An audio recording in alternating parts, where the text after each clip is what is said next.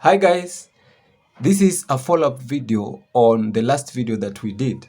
And the last video, we saw how the embassies are performing from various countries. And we saw that up to now, they are really struggling in their performance and they are performing relatively low.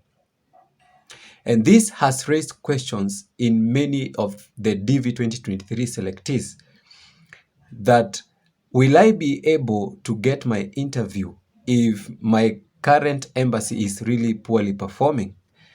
And the answer to this is that for the DV 2023 winners, it is still very early. And we know that the interviews will not begin until October of this year. And the embassies are right now recovering from the effects of COVID-19. That means they are slowly getting up to their full performance. So by the time you receive your 2NL for the interview, then the embassy will maybe have reached their full force operation.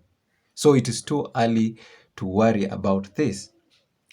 And then number two, KCC will not just accept any transfer request. They will not approve any transfer request that easily.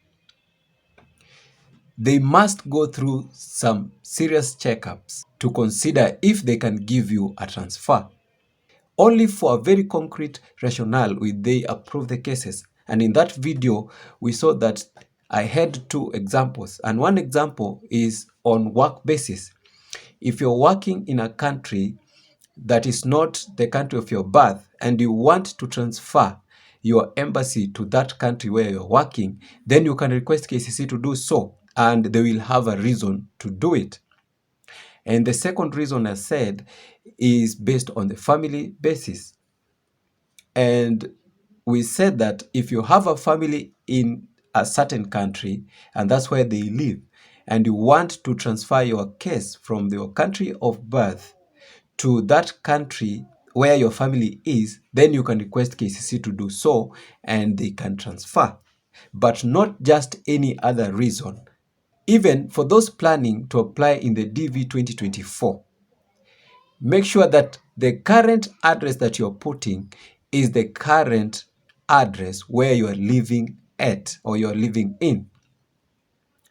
Don't make a mistake of mentioning another country where you are not in just because you've heard that the embassy in that country is performing well. No. The location where you are at the present, where you are applying, then put that as the current address. So I hope this video has been helpful to you. And please consider subscribing if you have not. And if you have, I really would like your likes. Thank you so much. Let's meet in the next video.